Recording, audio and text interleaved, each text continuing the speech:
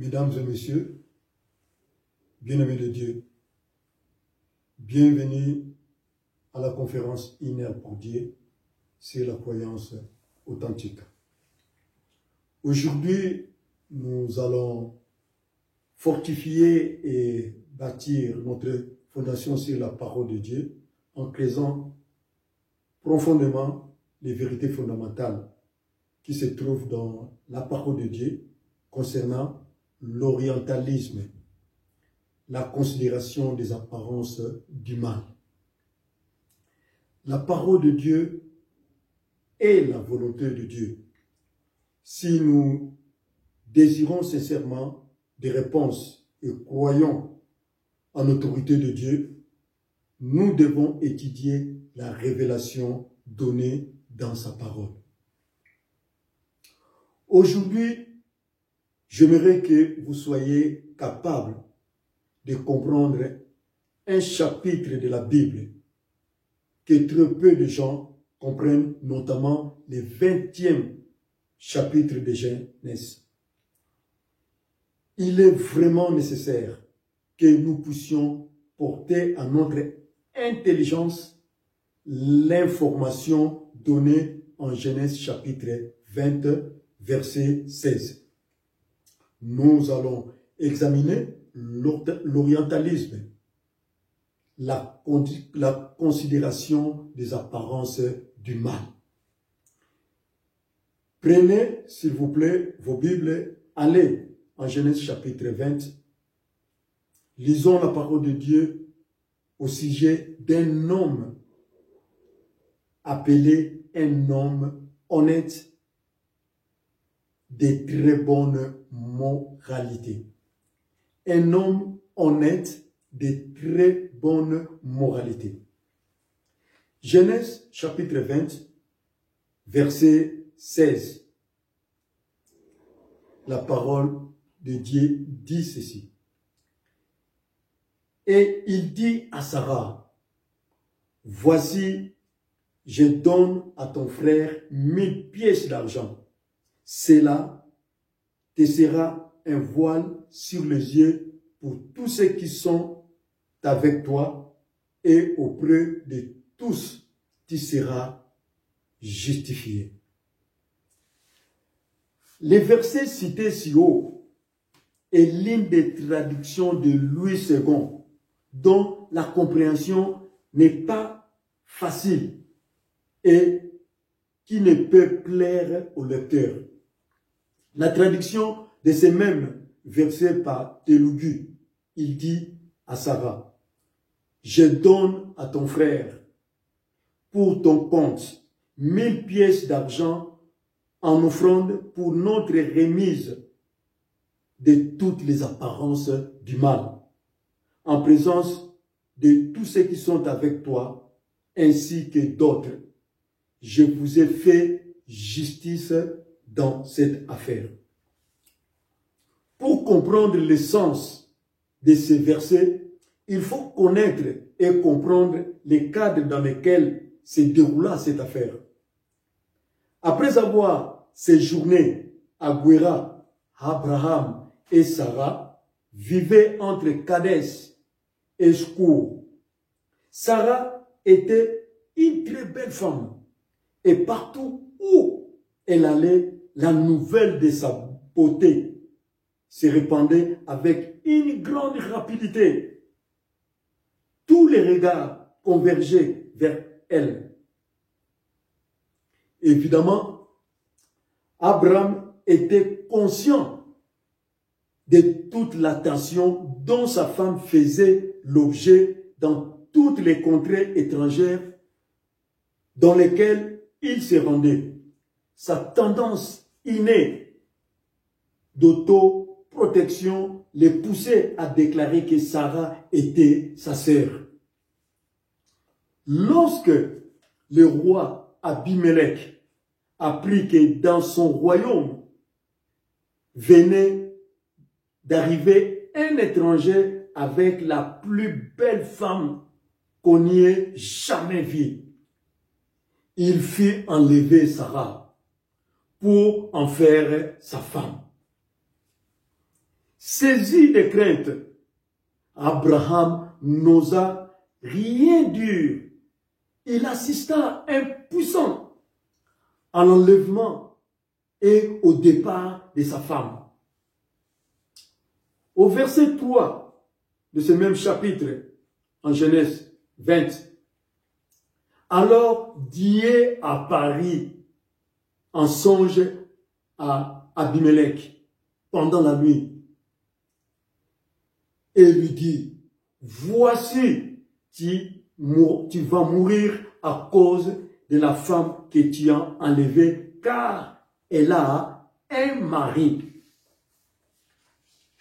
Le roi fut terrifié, non seulement pour lui-même, mais aussi pour son peuple. L'Éternel lui avait dit qu'il savait que le roi avait agi avec un cœur pur. Mes bien-aimés, mes amis, Dieu regarde toujours au cœur. L'Éternel lui avait dit qu'il savait que le roi avait agi avec un cœur pur. Il informa de la situation afin qu'il ne touchât point Sarah et qu'il ne péchât point devant Dieu. Ici est merveilleusement peint le tableau de Dieu miséricordieux qui prévient toujours l'homme des conséquences du péché. Dieu prévient toujours l'homme des conséquences du péché. Soyons convaincus des vraies intentions de Dieu qui sont affables et faisons de sa délivrance notre style de vie. Faisons de sa délivrance notre style de vie. Abimelech ne fut ni troublé, ni fâché, ni emporté contre Abraham, qui permet que sa femme fût enlevée et emportée pour le roi, plaçant ainsi ce dernier au seuil du désastre. Aussi, il dit à Abraham, tu as commis à mon égard des actes qui ne doivent pas se commettre. Abraham fit savoir au roi combien grande était sa crainte et que Sarah était aussi sa sœur. Il est vrai qu'elle est ma sœur, fille de mon père. Seulement, elle n'est pas fille de ma mère.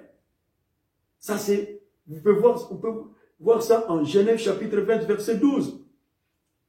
Confronter, mes bien-aimés, mesdames et messieurs, confronter les frères et sœurs dans un but de les restaurer afin que lui aussi devienne utile pour la communauté. L'amour esquisse tout. C'est l'amour qui donne à la société ou à l'église sa beauté. C'est toujours l'amour.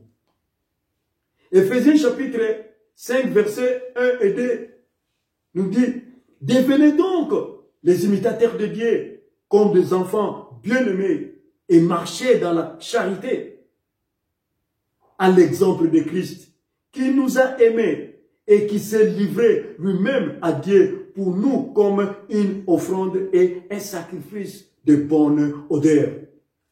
L'enfant songe toujours les parents. C'est pourquoi nous devons développer l'amour dans nos foyers et ailleurs. Dieu veut que nous l'imitons, copier, manifester son cœur.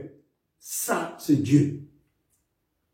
La marche dans l'amour est une marche de sacrifice. La marche dans l'amour est une marche de sacrifice. Dieu a dit en Romains chapitre 14, verset 18, je lis pour vous, il veut que nous cherchions intensément ce qui contribue à l'édification. Il n'y aura jamais la paix sans combat. Après la victoire dans le combat, alors il y a la paix. Dieu l'a déjà fait pour nous en Christ Jésus. Nous confirmons son amour envers nous en croyant et en agissant selon ses promesses. Les résultats, c'est la délivrance. Et cela nous amène à abonder en action de grâce. Romains chapitre 15, verset 4 dit, « Or, tout ce qui a été écrit d'avance l'a été pour notre instruction, afin que, par la patience et par la consolation que donnent les Écritures, nous possédions l'espérance. » L'expression d'avance dans ces versets se réfère à ce qui est d'avant le jour de la Pentecôte, où l'Église de Dieu a été fondée et qu'il était devenu disponible de naître de nouveau pour la première fois. Romains chapitre 15, versets 1, 2 et 3 nous dit, « Nous qui sommes forts, nous qui sommes forts, nous devons supporter les faibles, de ceux qui ne le sont pas, et ne pas nous complaire en nous-mêmes, que chacun de nous complaise au prochain pour ce qui est bien en vue de l'édification. Car Christ ne s'est point complu en lui-même, mais selon qu'il est écrit, les outrages de ceux qui t'insultaient sont tombés sur lui. » Ce commandement de Dieu tourne autour de l'amour, agapé. Donc, nous devons centrer nos cœurs sur les choses de Dieu. Nous devons centrer nos cœurs sur les choses de Dieu. En chapitre 13, versets 16 à 25, nous dit ceci. Paul se leva et ayant fait signe de la main, il dit, « Hommes israélites, et vous qui craignez Dieu, écoutez. Le Dieu de ce peuple d'Israël a choisi nos pères. Il mit ce peuple en honneur pendant son séjour au pays d'Égypte. Et il en fit sortir par son bras puissant. Il les nourrit près de 40 ans dans le désert. Et ayant détruit 7 nations au pays de Canaan, il leur accordant les territoires comme prospérité.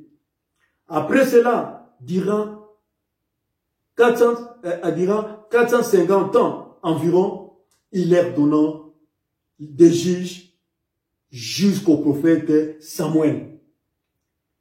Ils demandèrent alors un roi et Dieu leur donna. Pendant 40 ans, Saul, fils de Kis de la tribu Benjamin, puis l'ayant rejeté, il leur succéda pour roi David, auquel il a rendu ce témoignage. J'ai trouvé David, fils d'Isaïe, homme selon mon cœur. Homme selon mon cœur. Devenons-nous des hommes selon le cœur de Dieu. J'ai trouvé David, fils d'Israël, homme selon mon cœur, qui accomplira toutes mes volontés. C'est de la postérité de David que Dieu, selon sa promesse, a suscité à Israël un sauveur, qui est Jésus. Avant sa venue, Jean avait prêché le baptême de repentance à tout le peuple d'Israël. Et lorsque Jean achevait sa course, il disait, « Je ne suis pas celui que vous pensez, mais voici, après moi, vient celui de pied duquel je ne suis pas digne de délier les souliers. » David était l'homme selon le cœur de Dieu, car toutes les attaques contre Dieu à cette époque, David les a portées à cause de son amour pour Dieu. Il s'est tenu à la brèche pour Israël. Ça, c'est David. Jésus-Christ s'est tenu à la brèche pour toute l'humanité. Et tous les outrages contre Dieu sont tombés sur lui. Nous devons prioriser l'amour de Dieu par rapport à notre état d'âme. Quelles que soient les pressions de la vie, parce qu'il y a des pressions, quelles que soient les pressions de la vie, vous devez garder le moral haut. Simplement parce que Dieu nous a placés et gardés toujours plus haut. C'est à ce degré que Jésus-Christ a aimé Dieu. Il a donné sa vie pour son propre chef et personne ne lui a ôté. Quand nous sommes nés de nouveau, nous sommes assis avec Christ à la droite de Dieu. Jésus-Christ a fait preuve de l'amour de Dieu, de telle sorte qu'il pouvait supporter n'importe quelle charge, poids, pression. L'amour soutient toujours, console toujours, édifie toujours. Nous sommes des champions spirituels. Dans toute situation de la vie, nous sommes des champions spirituels. Parce que rien ne peut nous arrêter.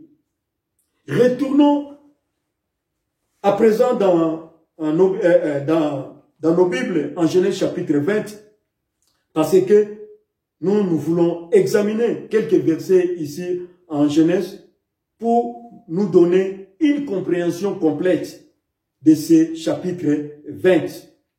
Commençons au verset 2. Abraham disait de Sarah, sa femme, c'est ma sœur. Abimelech, roi de Guéra, fit enlever Sarah.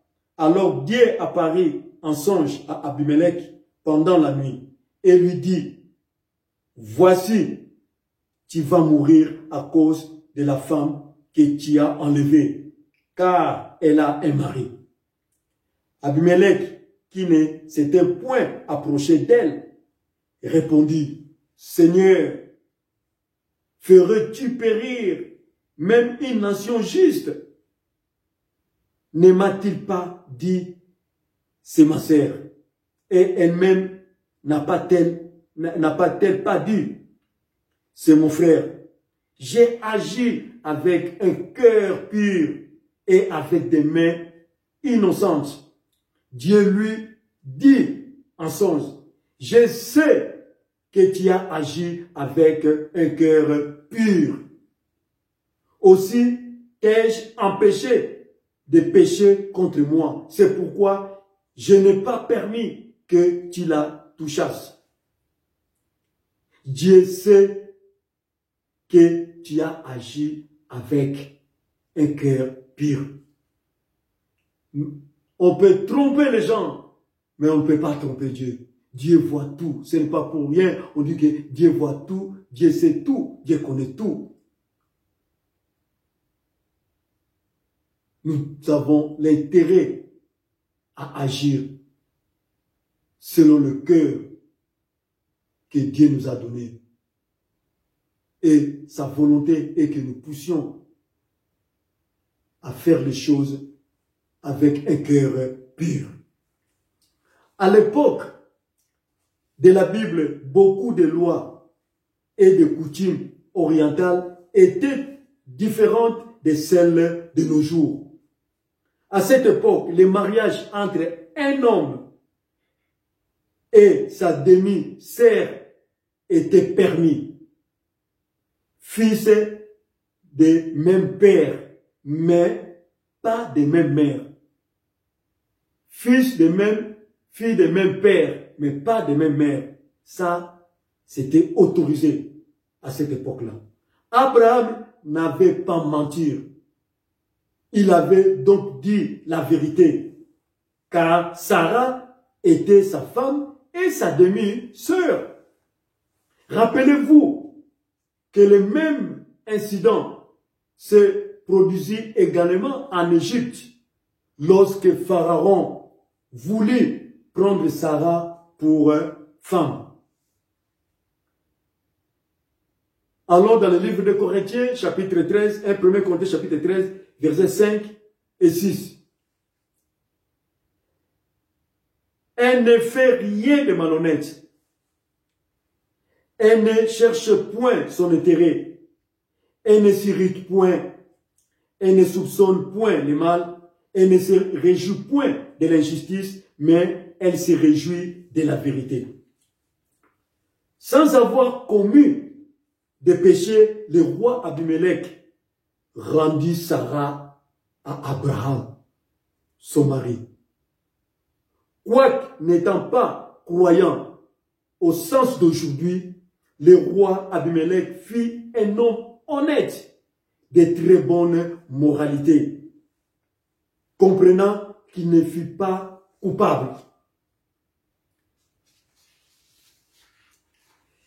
Il ne se fit pas des scrupules et ne se changea pas inutilement la conscience et se lava de toutes les apparences du mal. De nos jours, il y était soupçonné d'avoir abusé de Sarah. Pour nous aider encore, nous croyants dans notre marche chrétienne, Dieu ne nous a pas seulement donné sa parole. Dieu ne nous a pas seulement donné sa parole. Il nous a également donné des gens comme modèle à imiter, à copier. Si nous sommes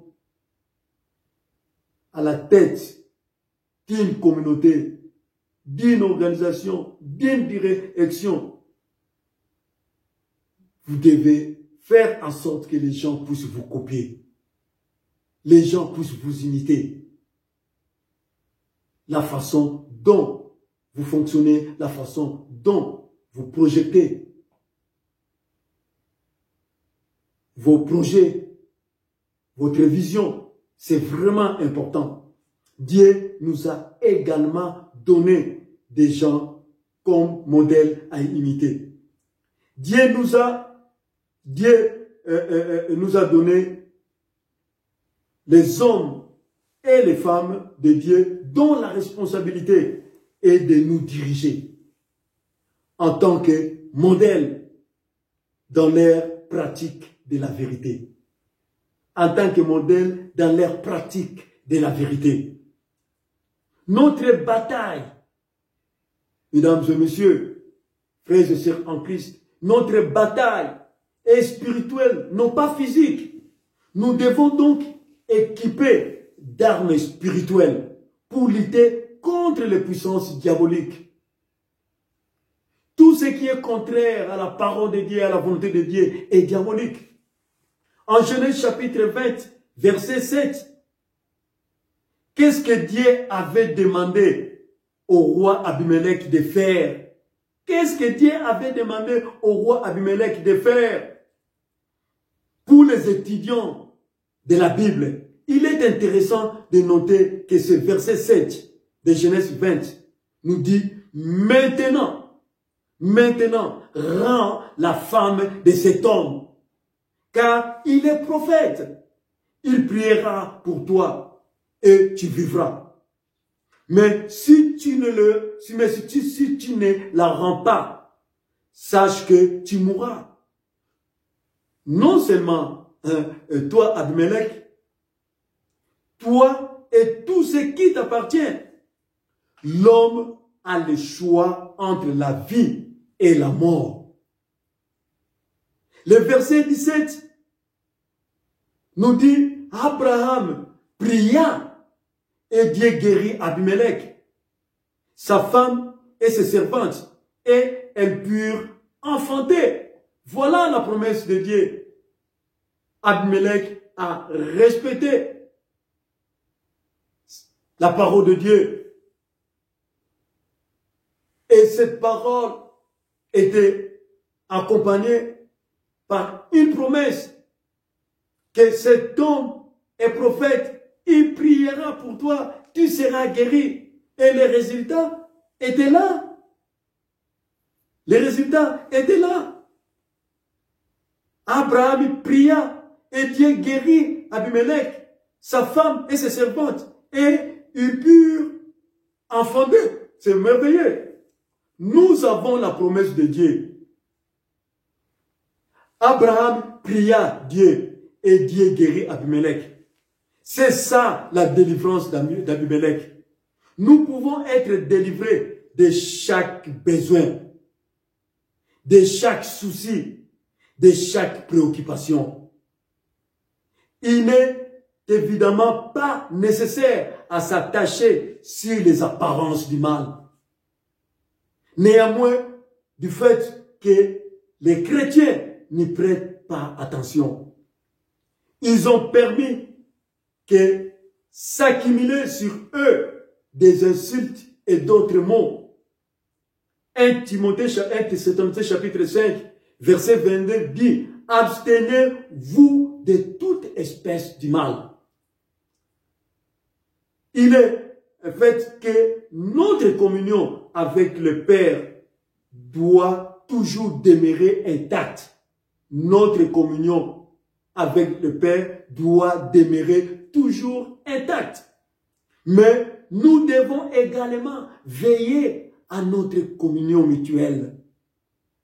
Veiller à notre communion mutuelle, car nous en avons besoin. Nous devons marcher comme des enfants de lumière. 1 Jean chapitre 1, verset 5, 6 et 7 nous dit, « La nouvelle que nous avons apprise de lui et que nous vous annonçons, c'est que Dieu est lumière et qu'il n'y a point en lui de ténèbres. Si nous disons que nous sommes en communion avec lui et que nous marchons dans les ténèbres, nous mentons.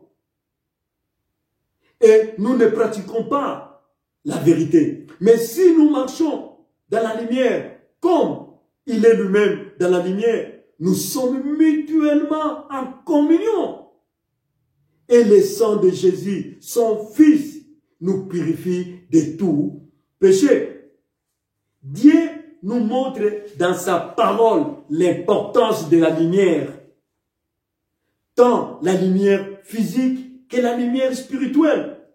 Dans le premier chapitre de Genèse, lorsque Dieu rétablissait la terre, la première chose qu'il a amenée en existence en parlant était la lumière. La Bible enseigne que Jésus-Christ était un homme sans péché. D'autres parties de la Bible enseignent que nous tous, enseignent que tous les hommes depuis Adam naissent morts par les offenses et les péchés. Maintenant, mes amis, posons-nous la question. Comment donc pouvons-nous expliquer l'absence de péché en Jésus-Christ? Jésus-Christ est né sans péché, mais il est également demeuré sans péché. Adam est le chef de toutes les races d'hommes sur la terre. Et pour accomplir la loi, Jésus-Christ devait être de la lignée d'Adam. Il était sans péché parce qu'il a été conçu par le Saint-Esprit. Pourtant, il est né de Marie avec un corps de chair. Avec un corps de chair, comme toute l'humanité. Louange à Dieu qui règne en haut, en majesté suprême, qui donne son Fils sans défaut pour détacher de nos chaînes. Nous devons toujours nous souvenir que Dieu est absolument juste. Lorsqu'il prend un engagement légal, il honore. Jésus a payé le plein prix légal pour le péché de l'homme et les conséquences du péché. Nous devons toujours nous souvenir que Dieu est absolument juste. Dieu est bon. Dieu est fidèle. Son amour est tellement vaste pour l'humanité. Que vos cœurs soient bénis.